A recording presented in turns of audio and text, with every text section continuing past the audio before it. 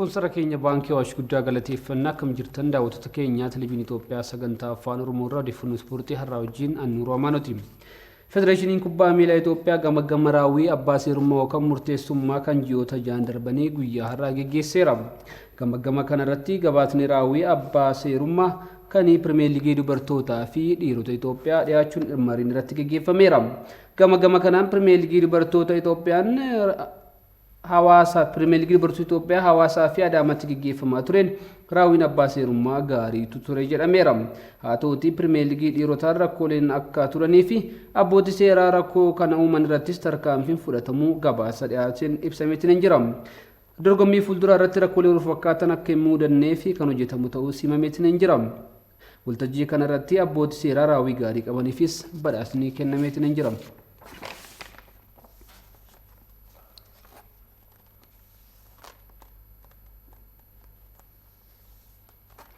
Pirimeer Liigii Ingilaandiin wiixata galgala taphoonni xumuraa torbee 24